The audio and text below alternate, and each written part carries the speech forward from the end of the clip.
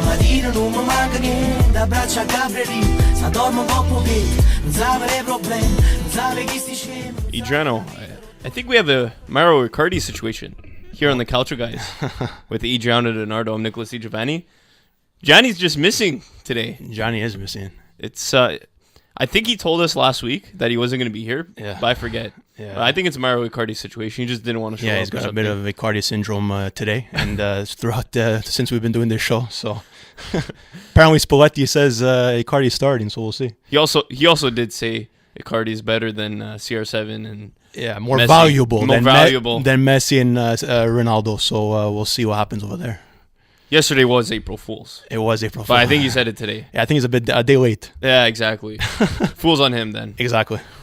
So, Gianni, it would have been nice to have him here this week because Napoli played Roma, his two favorite teams, and Napoli absolutely destroyed Roma. Oh, yeah. 4-1. And, I mean, it's just embarrassing for Roma at this point. Fire Di Francesco. We talked about how it wouldn't be a solution, and that's exactly what happened. Yeah, I mean, I think it was... after the firing of Di Francesco, it was more of a, I guess you can say excitement when Ranieri came back to Roma. I think, I'm guessing fans, try to rejoice those moments that he was there and he was with the club. He has some history. So, I mean, was he going to solve the issue? I personally didn't think he was going to do a complete 180 with this team. Personally, I didn't even think they should have fired Di Francesco to begin with, but we mentioned that, prior. He was kind of it seemed like he was just putting it into place as just like a Band-Aid solution. And if they're going to want to, go forward in competitions and actually fight in the Serie A as well, they're going to have to get a system going and a coach that can, I guess, start from the ground up and expand and grow with the team. Ranieri's been there for a couple of weeks, and they expect him to work wonders. I mean, I didn't see it, but I didn't see it happening. So, I mean, we've been saying it timeless amount of times on the show. It's Roma has been a mess, and they need I don't know if it's a complete overhaul, but close to that, I would say. Yeah, obviously, coaching change isn't going to solve all the problems. I think it's a whole management top to bottom, starting from Pallotta at the top, right to the third string goalkeeper. Not everybody has to go, but there has to be a change in mentality, just change in almost Roma identity, and especially when it happened in the season too. Like we're at the end of the season. Like did they really think, or did Pallotta really think that everything was going to change in like 10 to 15 games? I mean, I personally don't think so. So no, and you know what? Coaching changes that late in the season, it's more of a desperate move. That's what I'm saying. A Band-Aid solution. Speaking about coaching changes, we're going to be talking to Matthew O'Hayan at 3:15 about Man U, how their coaching change, bringing in Ole Gunnar Solskjaer, has really changed that team around. We're going to talk about Champions League. That's coming up next week, the quarterfinals. Unfortunately, we can't do our show next week, and so we'll be teeing up all of the Champions League, Europa League quarterfinals coming up. Serie A match day 29. Both Milan and Inter lost, which made it for an interesting battle for Champions League now. Lazio and Atalanta are back in the race. I mean, 10 games left, 9 games left at this point. We're gonna see a wild finish. Oh yeah, I mean, I've been saying this now a couple of weeks. Ever since this middle of the pack has been, tight. I've been saying, this is gonna go down to the wire, down to the final match day potentially.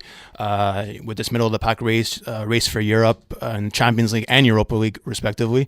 I personally think so. I mean, for the Champions League spots, Inter and Milan, they didn't budge this week. Lazio, as you said, they won against Inter, and Atalanta beat, I think, Parma. So out of the teams in that race, I mean, a lot of them are up and down. So it's kind of tough to say like who's going to make that leap forward and that step.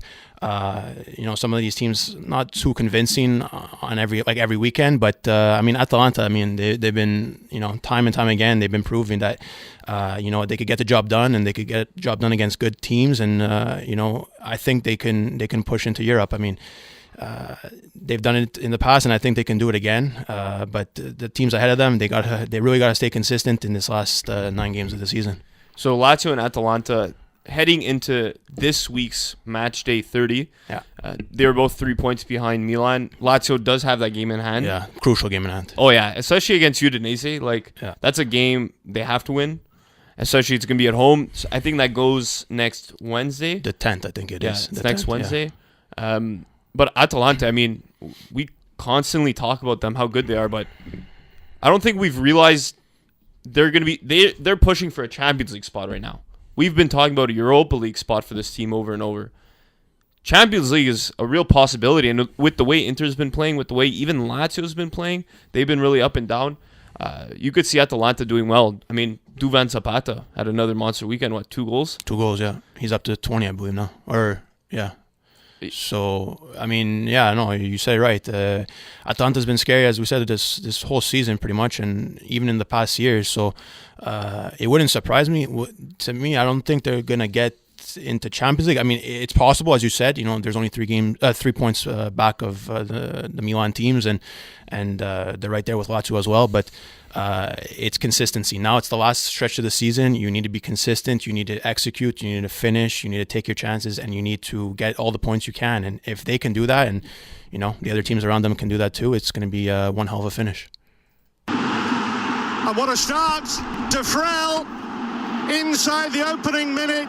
And Donnarumma left embarrassed here by Sampdoria with the perfect start. What did you think of that, Adriano?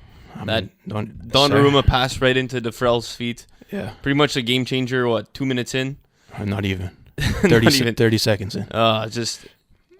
You know what? It's something you could see coming after a while, because Milan does like to play out of the back. They love to go through Donnarumma, and I think you shared it on our Instagram at the Calcio guys.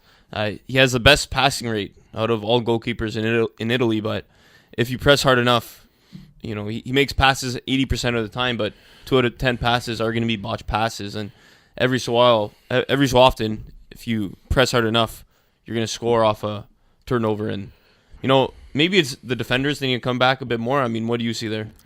I mean, at the time when it happened, I'll be very honest, I was totally pissed off. I mean, especially seeing what how they performed in the derby. Now there was this international break. You think that Gattuso and the guys there, Milan, would be able to come together and fight hard, but no. 30 seconds in, they blunder. Now, I mean, I'm not gonna put. I mean, one part of me says, like, what the heck was he doing? Like, why are you even deciding to pass it that way? I had absolutely no idea. So in the heat of the moment, I was totally pissed off. But I mean, stuff like that happens. I mean, like, mistakes will happen. What I'm more upset about, or kind of just ticked off about, is just how the team rallied after that. I mean, there was nothing going for them right after. So I mean, for me, that's where it kind of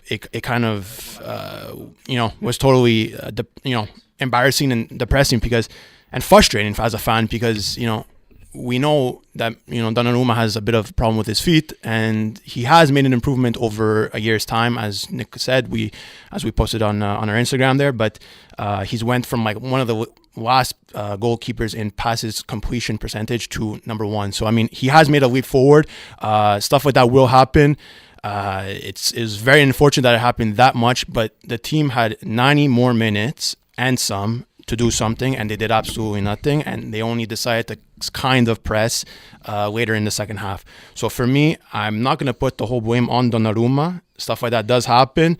Was I pissed off? Absolutely. But I think the team as a whole should have and needed to bounce back after that mistake. So quickly, before we head to break, Chievo lost again 3-0 Cagliari. They're 16 points out of the safe zone right now. Yeah. With 9 games left. When do they officially get relegated? I mean, it's a ticking time bomb over there. I think it's going to happen soon. I mean, they've kind of almost been relegated since they started this season, when they started at, -5, I think it was, or something like that. They started with negative points to begin the season. So you already knew a team like Chievo, it was going to be tough. But for me, it's a matter of days. It's a matter of weeks. It's a ticking time bomb, I think.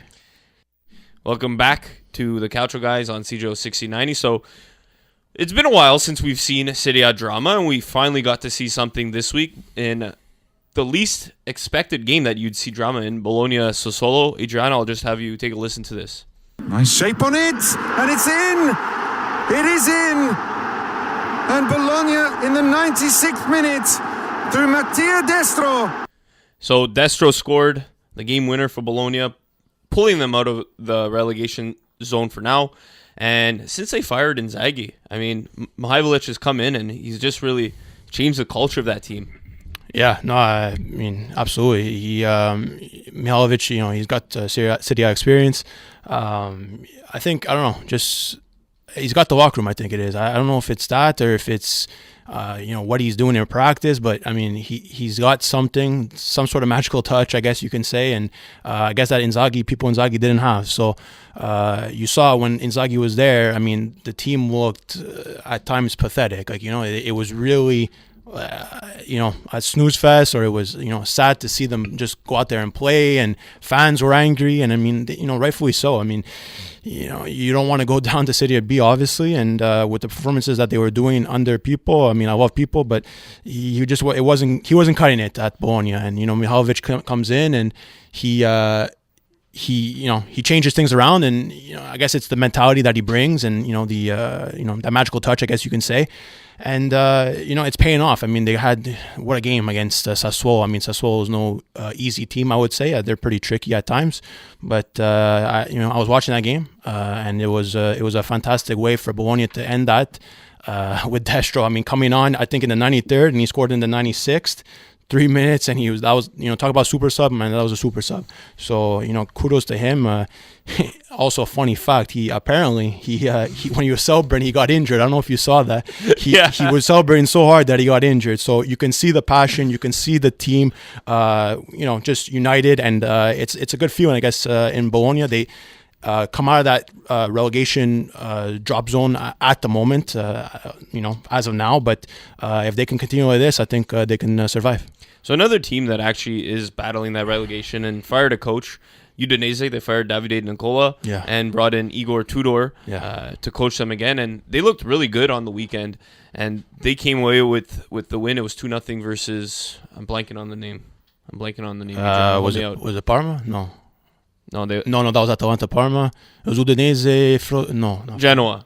Okay. Another team that had a coach fired earlier this year. Just a lot of firings this season. Yes. But Udinese, that's one team, maybe Tudor could help them, because we've talked about it in the past. They have some good pieces, DePaul, Fofana, Pusetto is not that bad. So maybe Udinese could slowly pull away and make sure they're back in the Serie A next season. Well, yeah, let's hope it could delay another week. As we speak, Milan's playing Udinese. It's 1-1, and I'm kind of getting a bit ticked off here. But I mean, personally, I don't know. I liked Nicola as a coach. I think it was just too much for him, I guess, at Udinese. I'm not really too sure if that was the reason, but he had a crazy story, last season, and he came with Udinese. I was expecting better things, but Tudor comes back, and he's doing some good, I guess, decent things. I mean, Udinese is another team in the Serie A. They've been a mess, so they really have to continue with it, as I said before, consistency, and they got a good result against,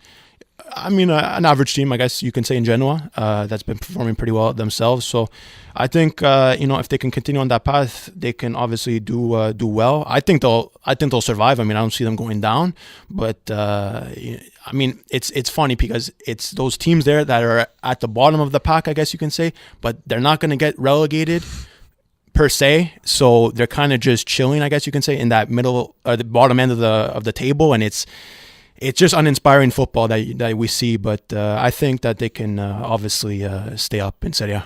By the way, there's been 11 coaches fired. Well, 10 fired, 1 resigned. I won't say his name on the show. You know who it is. Yeah. Don't even start. I'm gonna start fuming. I think 4 teams have had 3 coaches this year: Empoli, Chievo, Genoa, and Udinese. So for them, it's kind of embarrassing. 3 different coaches in a season, and this is a Serie A without Palermo. That could go like 5-7 coaches in a year. And so you want to go MVP or yellow card, red card? Let's go yellow card, red card. Let's go. Okay, so I wrote mine down. I'm going to give a red. I don't know if you saw this, but Fiorentina-Torino, were you watching any highlights of that game? A bit after, yes, and I know what you're going to say, so go. Did you see the jersey combos? Yeah. It was just so disgusting. It's a bright, sunny day in Florence. Beautiful day. Spring is out in Italy. Oh, yeah, beautiful. And Fiorentina has their dark purple kits on. Yeah. Torino has their dark green kits, which are just disgusting. You don't like them? No, you should never have green kits in soccer. You should never blend with the grass. Yeah. It's just, and then you're watching the game, and it's so hard to tell. The difference between the teams. It was a bit easier than you think, just because like Fiorentina had black shorts on. Yeah. So it wasn't too difficult, but like if you're just kind of passively watching the game and you glance at the TV or something, you're not going to notice who's who. Or if you're watching on a die, you have absolutely no idea what's going on. Oh yeah, no. In that, I've seen better quality on a piece of toast than on Rai. In that 1982 quality that they got going on there, but you're right. So that's a red card for me. This is going to be a red card, and is that going to change the course of the game? You, Adriano? Yeah, so for me, I'm gonna go back. As I said earlier, with Milan. We said it before that obviously there was a blunder not even a minute into the game. Sampdoria, got the goal by Defrel, and it was 1-0. 1 minute into the game, and I'm gonna give just the red card to Milan's attitude, I guess, going forward. As I said earlier, they just had nothing going on. It's like, you come after this international break, you would hope that they would have some sort of spark, but nothing came out of it. And they had, as I said, they had 90 minutes after that blunder to do something, and they fell flat once again. They laid another egg. So this accumulation of poor results, and where they need these results to count, I'm going to give my red card to the week to Milan this week. And the red card is out. So let's go MVP. Mine, I'm going to go with Simone Verdi from Napoli. He actually had his pretty much best game of the season. Yeah. 1 goal, 1 assist. He looked really good. He really looked like a creative midfielder, or at least winger, that is going to replace Insigne for now, while Insigne is out injured. And that's what they've been needing from Verdi. He is that two-footed, multifaceted player that you saw a lot at Bologna, and he's really been quiet at Napoli. So it was good to see him perform in the Derby della Sole. Fabian Ruiz has 3 there to his right-hand side. Can he pick the right pass? Yes, he can! 3-1 on the breakaway. Napoli absolutely ruthless. It's Simone Verdi. Adriano? Yeah, I was gonna say, if you were gonna say Verdi, that was gonna be one of mine. I absolutely loved what he did on the weekend, but for me, I'm gonna go. I got 2 guys quickly to shout out, I guess you can say. So Duvan Zapata, number 1. I know he's kind of been under the radar now that he was after his big scoring streak, but he's quietly up there in the scoring race, and he's been once again, so dominant for this Atalanta team that, out of those middle of the pack teams that I said, are probably the most convincing or most consistent, I would say. So for me, Zapata is going to get 1 mention. But on the other hand, I've also liked Cranio's play. The young goalie for Cagliari. He's been lights out. I think he got another clean sheet over the weekend, this weekend. And, there's been talks, I've been hearing news. Roma may be pursuing him. And if Roma's smart, I would say go after this Cranio kid, because Olsen just is not cutting it whatsoever. If you want to build and you want to go for the future, I would definitely take Cranio. So for me this week, Cranio and Zapata get my MVPs of the week. I think that's fair. You went with Cranio. Against Kevo, you wouldn't think the winning goalie needs a team of the week, but he played well. He made some big saves. Yeah, and it's not even just this week. It's been a flurry of great performances over the year, and you know what? He really deserves it, and I hope he can take his step into the right direction and maybe go to a bigger team. So a couple of minutes before break, the Serie A announced today, President Gaetano Michiche announced that next season, the season's going to start August 24th. So I think it's a week later than it normally is. Finish May 24th, so pretty late in the season considering there's the Euros coming up. Yeah. And after they tried Boxing Day this year and the 3 match days, holiday games, they're scrapping that next year. They're going back to the old format. So according to Sky Sport, at least the winter break is going to be from December 23rd to January 4th. There's again going to be 3 midweek games, 25th of September, 30th of October, and 22nd of April. You know what? I wish they would try out the Boxing Day and the holiday games more, because that was fun to watch. You got 10 games in a day 3 times in a week. Yeah, I mean, it was fun to watch, but with Serie A, it seems like sometimes it's like pulling teeth to make some sort of changes. And you know what? Kudos to them that they actually decided to make a change this year with the scheduling and try something new. So for that, I'm happy that they experimented with it. Sorry, and saw how it worked. I guess they didn't like that format or whatever the case was, but just for that, I mean, like I'll tip my hat off for that. But I mean, I don't mind going back to the old system. I remember we said it earlier when this whole got brought up, and I mean, personally, I didn't mind the old system, and whatever works for me.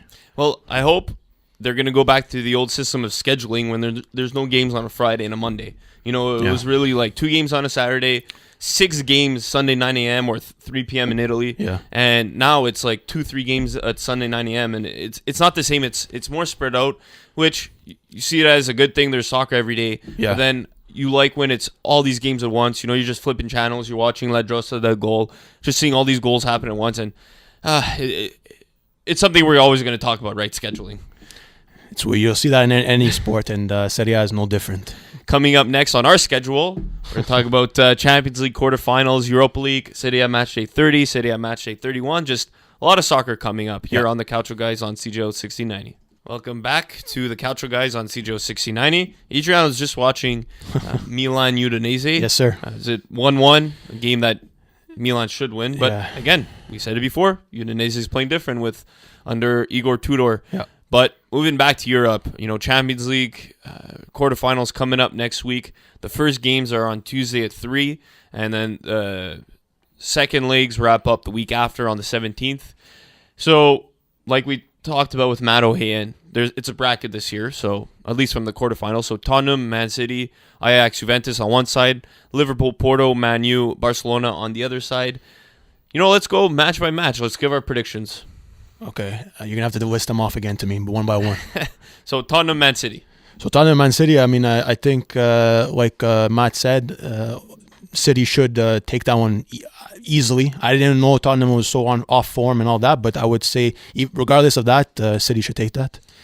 I think so too. Tottenham, they have 0 wins in their last 5 games. Is that right? Yeah, they're not really good right now. They're moving into that new stadium and nothing exciting is coming out of it. So that should be Man City's draw to lose. Yeah. Ajax, Juventus, man, they just so many injuries. I've talked about it time and time again. Yeah. 0 squad depth.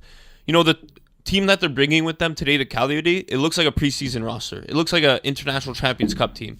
There's guys I don't even know of. Mind you, ICC is coming to North America this year, so just to put that out there. There you go. But by the 10th, I feel like they are resting the guys for that Champions League game on the 10th. Adrian, are you fine? Yeah. Sorry, Something Castillejo almost scored. I was about to go nuts again. So sorry. Go ahead. I think Juventus is going to take that one. Yeah. Yeah. I mean, I don't think it with Ajax. I mean, I don't think it's going to be easy. I mean, it's going to be tough. I mean, I don't know. I mean, Juve needs to win. I mean, we said it time and time again. Juve needs to win. You know, this is their season. I think to win the Champions League. If not, maybe the season after. But if what they have going on right now, I think it's this season. Personally, I think they have to win it. If that's it's in the cards this year. Let me say that. So, do they come out of this matchup with Ajax? I mean, it's going to be tough. Matt O'Hayan said Cinderella story is going to come to a close with Ajax.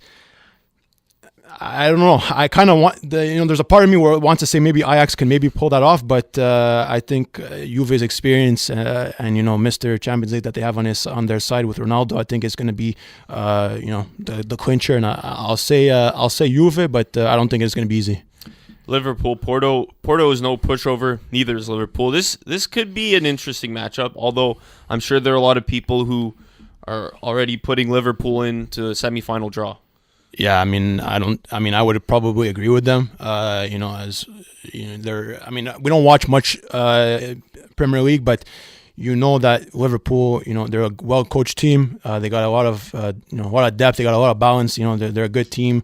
I would say almost all over, and some promising guys and some experienced guys. So, I would probably say that Liverpool should take that easier. I mean, I don't see Porto doing it, but. you never know with Porto. They're one of those. It's a Portuguese team, and these Portuguese teams in Champions League, at least, they're tricky, they're scary. So, but I think Liverpool will take that as well. And then Liverpool, I say Liverpool is going to get through. And then Man U, Barcelona, we talked about it extensively with Matt. I think Man U is just too hot right now. I think they're going to pull off the upset and beat Barcelona. I was going to say the same thing. I mean, I think you have to go for Barcelona then, just so we have different answers. No, I don't. I don't like Barcelona. I mean, listen. Messi's having a career year though. Listen. Okay, that's fine. I mean, Barcelona. I mean, one of the best teams in the world. Sorry, and probably in football history. So, and they have DNA in the Champions League. But so do United. I really don't want to go against United. I mean, we had our guests talk about United. They kind of got me in that, I guess, mode. But I like their youth. I like their cohesiveness. I like they're united. Manchester United is united. So especially under Solskjaer there, I'm gonna stick with you. I have to go with United on this one as well. Okay, so Europa League quickly. We'll just go through the matchups. Arsenal, Napoli. Oh no, Napoli's gonna take that. Slavia, Praha, that's Prague. Yeah. Chelsea, I'd say Chelsea, and I think Napoli's going to win too.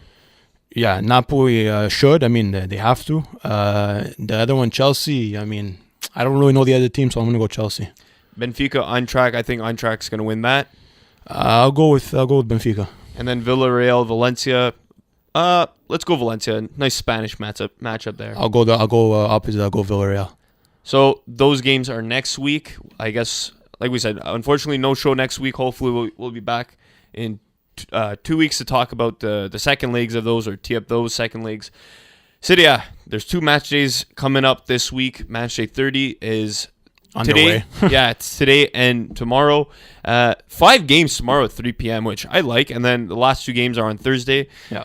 Not too many interesting matchups this week. Roma-Fiorentina has to be the game of the week. Torino-Sampdoria could be interesting. Genoa-Inter Milan. Maybe Genoa could pull off an upset or something because Milan, you never know with this team. But Roma, they have a tough week this week. They play Fiorentina. They host Fiorentina, and then they go to Genoa to play Sampdoria. Yeah. Do they win any of these games?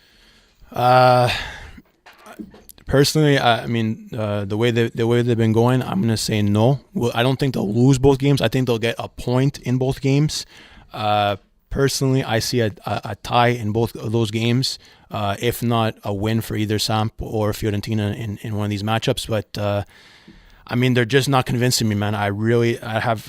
There's nothing much more to say with this team. We've said it timeless amount of times on the show. They're not convincing, and I mean, Fiorentina too. They've kind of been a bit of on a I guess slump, I guess you can say, but just kind of coasting with ties and maybe a loss here and there. Whereas before they were picking up these points and really working hard to try to get into Europe. But I think they're now in 10th spot or something like that. So maybe that's the game that Roma wins. I don't know, but personally, I'm going to say a tie in both those games. Sampdoria too, pretty tough week. They just played Milan. They traveled to Torino to face Torino on Wednesday, and then host Roma. So Sampdoria too, that's a tough weekend. You know what? This is their defining time. If they want to play in Europe this season, this is Sampdoria's defining time. If they could come away this week with a win in Torino and a win in Roma, or even just a draw in Torino, they'll take the points. Yeah, they'll take the points. But I think they really want to win that. They really want to win that game against Roma. Oh, absolutely. Yeah, I mean, as you said, if they want to get in there, they're going to have to get as many points. I don't think they'll be disappointed with a point, but all 3 would be a lot better. So yeah, like I said, these 2 games or these games the next few days, nothing really interesting. I'm gonna call. You know what? I'm gonna go on Hinge and call Cagliari at least ties Juventus. Juventus doesn't go to Cagliari and get the win, just because of who they have playing, and it's never easy going to Sardinia and getting the win there. Yeah, and they've been pretty hot so far. I think they have 3 wins in a row, I believe. Cagliari. I think they have 3 wins in a row. Yeah. If not 2 wins and a tie or something like that. But I think Cagliari could beat Juventus. Will they? I don't know. I feel like it's gonna be maybe a 1-1 draw on that one. Yeah, I could see the draw. I mean, as you said, will they beat them? I don't know, but I think Juve's mindset, even these past couple of matches, obviously it's on Champions League. We say it time and time again. I'll say it. They're thinking about Champions League. This is their year. So these games against these lower end teams, I guess you can say in the league. I mean, I don't think it's too much of a worry for them. But you know what? I'll go with the Cagliari win. Actually, just to change it up, I'll go with them winning 1-0. So then this weekend, Milan versus Juventus. This comes, by the way, sir. Habs Lightning tonight, our two teams, and Yes, then sir. Juventus Milan on Saturday. Yep. This couldn't come at a worse time for Milan, straight up, because they're not at the hottest form right now, and it's never easy beating Juventus. They never have good luck against them. I mean, the last time they beat them was, 2016, October 2016, with Locatelli, his goal there. Yeah, that was beautiful goal. Yeah, and that was in Milan. This one's in Torino. Yeah. It's going to be tough for the Rossoneri. Yeah, it is. I mean, I was listening to my Milan brothers over there at Milan Weekly Podcast. They had their podcast yesterday, and I was watching it last night.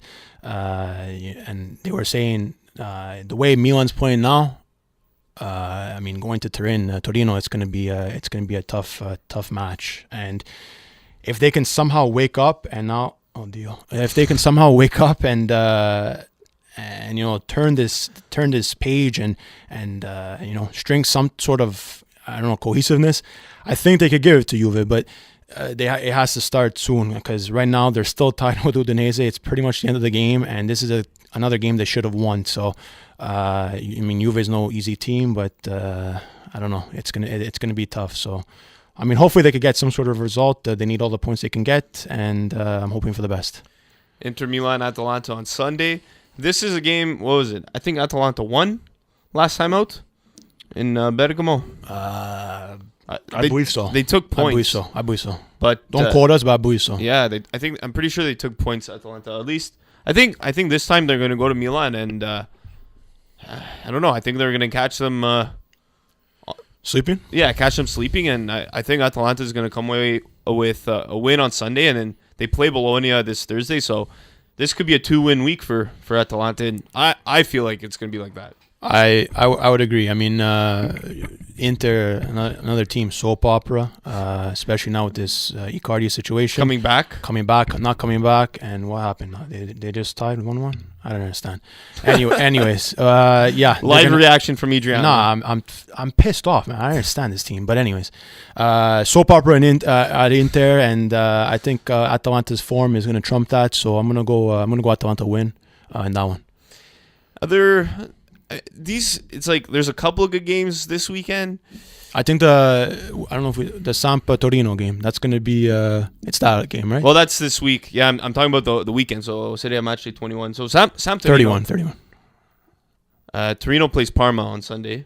And they play Samp when? Tomorrow. We talked about that. Well, I mean, we didn't really go in depth, but yeah. I mean, I think that would probably be the game of the week, and probably the trickiest game.